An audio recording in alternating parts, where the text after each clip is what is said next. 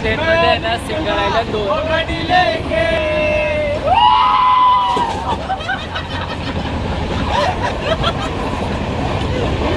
कोकणाची direct आता पंजाबला जायला.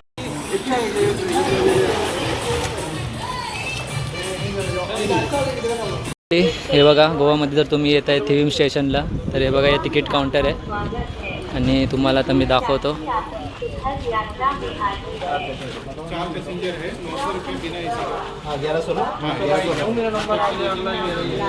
हे बघा आईस इकडचे तुम्ही घर बघू शकता, ती सुंदर असे घर आहेत. मला तर खूप छान वाटले. हा बघा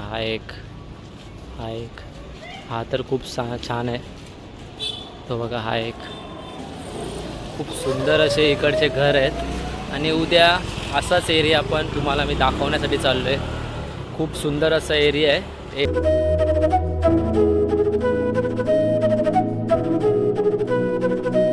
नमस्कार मंडळी, पुन्हा एकदा तुमचं स्वागत आहे परेश भोई ब्लॉग्स या यूट्यूब चॅनलवरती.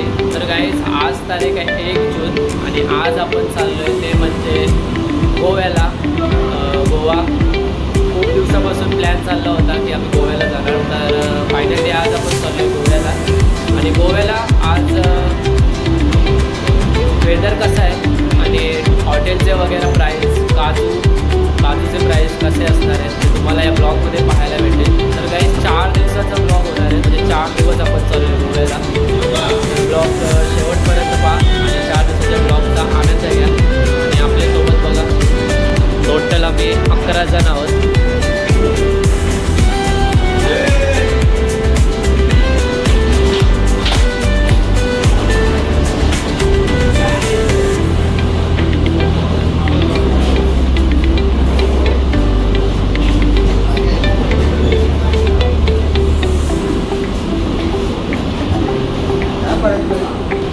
टोटल आम्ही 11 जण आहोत. तर 11वा मुलगा आमचा पनवेलमध्ये थांबला आहे. तर चला आता आपण पनवेलला पोहोचणार आहोत. थोड्याच वेळात पनवेलला पोहोचलो. पनवेलमधून आपण दुसरी जनशताब्दी अशी ट्रेन आहे, त्या ट्रेनमध्ये आपण गोव्याला जाणार आहोत.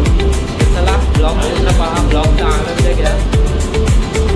मंडळी आपण आता पनवेलला आलो आहे आणि 6:25 आपली जनशताब्दी ट्रेन आहे. चला आता आपण ट्रेन येण्याची वाट बघूया. ट्रेन आली की आपण ट्रेनमध्ये बसूया आणि निघूया 4 दिवसासाठी गोवा ट्रिपला. चला आपली आता ट्रेन येईल थोड्याच वेळात. फायनली आपली आता ट्रेन आलेली आहे, तुम्ही बघू शकता. चला चलो गोवा.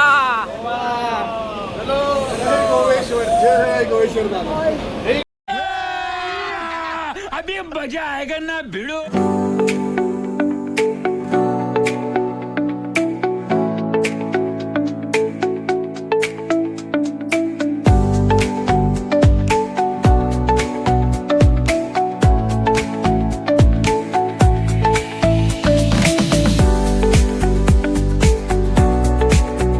वाजलेत आणि आपण आलो आहे चिपळूण स्टेशनला. खूप फास्ट ट्रेन आहे आणि ट्रेनमध्ये चढल्या म्हणजे ट्रेनमध्ये बसल्या झोपलेलो कारण की लवकर उठलो. तर आता बघूया आपल्याला इथं नाश्ता भेटते का. सगळं आपली पब्लिक बोलले बाहेर आणि आम्हाला विंडो सीट भेटले. हे बघा विंडो सीट भेटले.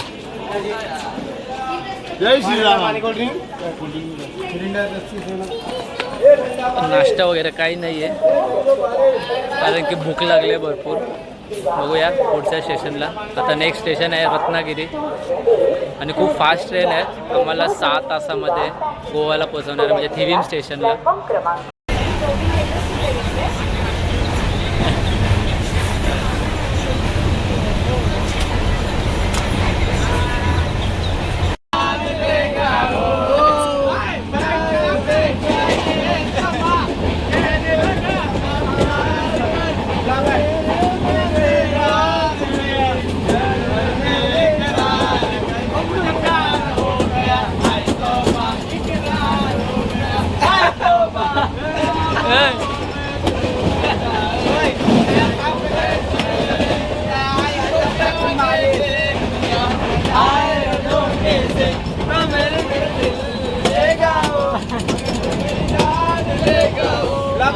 ए भाई कौन सा सिंगर है तू? नाम क्या है?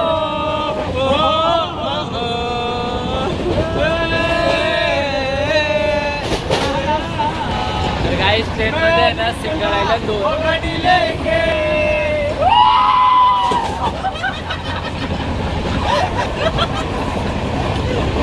कोकणाची डायरेक्ट आता पंजाबला जायला. आता पंजाबची काय जाते माहिती नाही. नेक्स्ट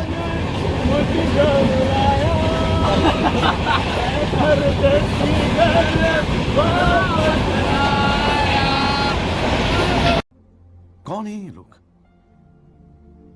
कहां से आते हैं ये?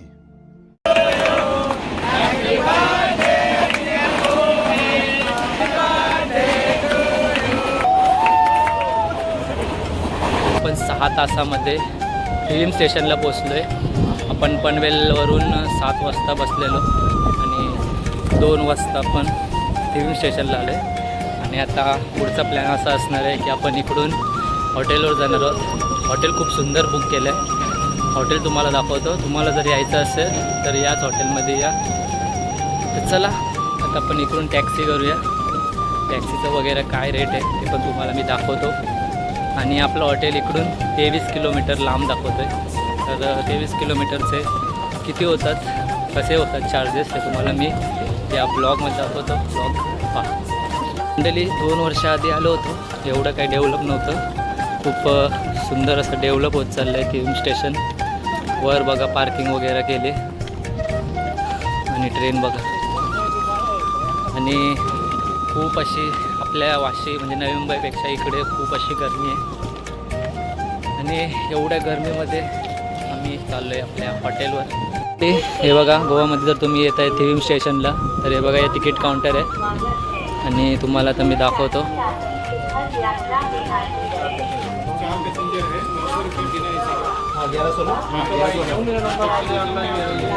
हे बघा तुम्हाला कुठे जायचं आहे त्याचे भाडे लिहिलेत.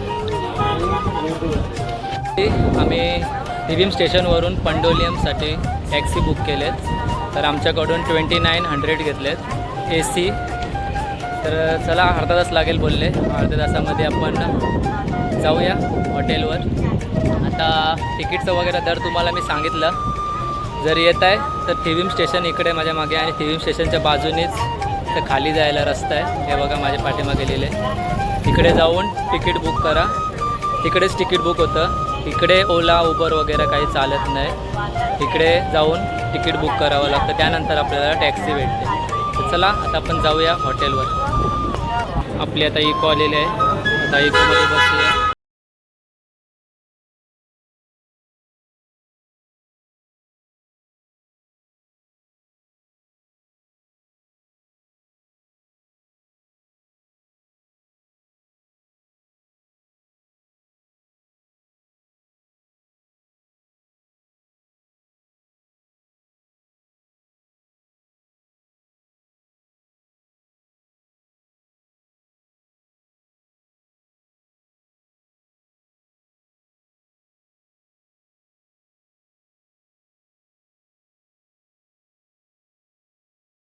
आपल्या हॉटेलवर जे की फिल्म स्टेशनवरून अर्ध्या तासाच्या अंतरावर आहे.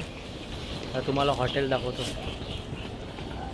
हे बघा एक नंबर. गाईज तुम्हाला आता हॉटेलच्या बाहेरचा व्ह्यू दाखवतो.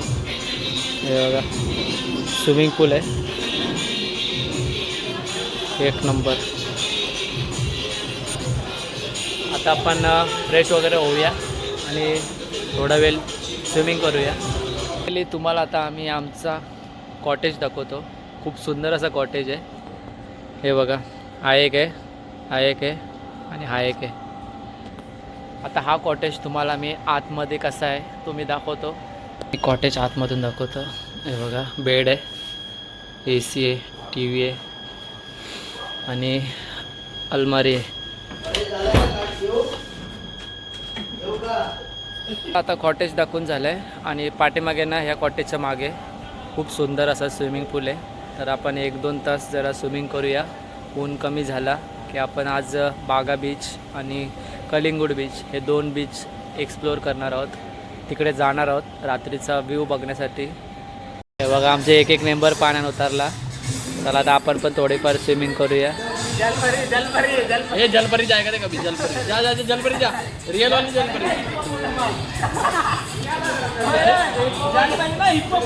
हिप्पोपोटामस देखो गाइस ये जाना हे काय काय काय कया कया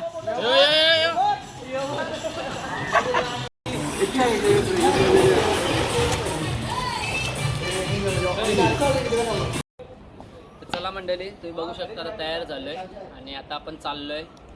आजूबाजूलाच आपल्या कॅन्डोलियम बीच आहे. तो बीच आपण बघण्यासाठी चाललोय आणि खूप सुंदर असा बीच आहे. आणि वाजले ते म्हणजे 6:30 आणि आपले एक मेंबर तयार होत आहेत.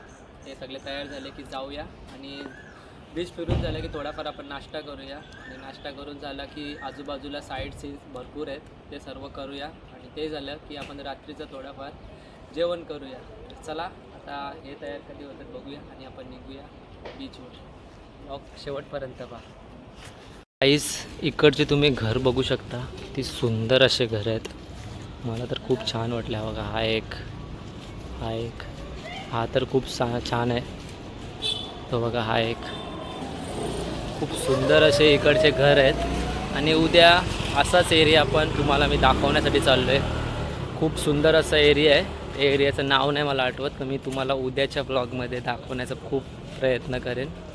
आता आम्ही चाललो आहे कॅन्डोलियम बीचजवळ फोटोशूटसाठी आणि बघण्यासाठी. तिथून 1.5 किलोमीटर दाखवते. आमच्या विलापासून 1.5 किलोमीटर लांब आहे. तर आज आपण स्कूटी घेतली नाही आहे कारण की एक स्कूटी पर डे म्हणजे एक दिवसाचे 400 रुपये रेट चालू आहे. तर आम्ही विचार केला आता अर्ध्याचे जास्ती दिवस गेला आहे संपला आहे तर फोकटमध्ये स्कूटी घेऊन कशाला चार्जेस द्यायचे. म्हणून आपण उद्या आणि परवा 2 दिवस स्कूटी करणार आहोत आणि 2 दिवस स्कूटीवर भरपूर असं फिरणार आहोत. तर आज आपण वॉकिंगच सगळं आजूबाजूला जे बीचेस आहेत ते फिरणार आहोत. आता सर्वात जवळ आहे कॅन्डोलियम बीच. तो तुम्हाला मी दाखवतो. त्यानंतर बघूया आपल्या मित्रांचा काय प्लॅन होतो आहे. चला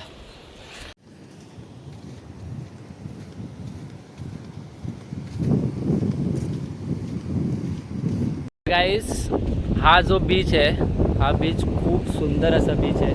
कारण की आपल्याला फक्त 2च बीचेस माहीत आहेत. एक तो बागा बीच आणि एक कलिंगूड बीच. तुम्हाला 2च बीच माहीत आहेत. पण हा जो बीच आहे हा खूप सुंदर असा बीच आहे. कारण की मी समोर माझ्या डोळ्याने बघतोय.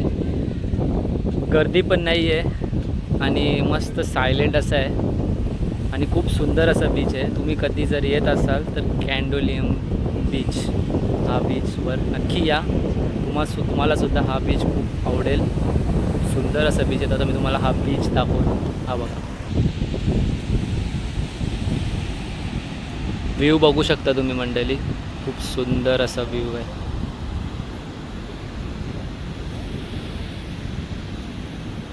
एक नंबर.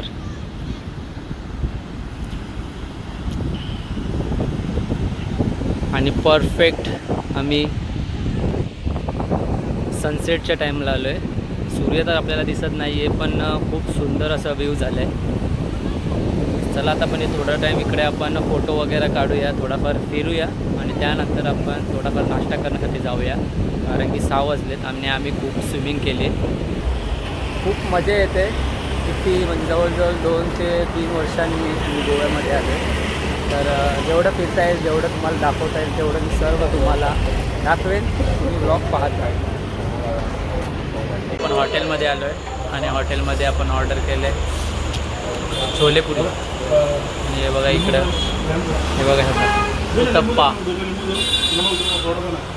कैसा आहे मीठ कमी आहे बघला गोव्याला आहे ऊन पण यांच्या फिशराजामध्ये या मीठ कमी आहे ना या कमी आहे ना त्या कमी आहे. गप तुम्ही मिळतं तो खावायचं. इकडं बघायचं का जयेश सॉरी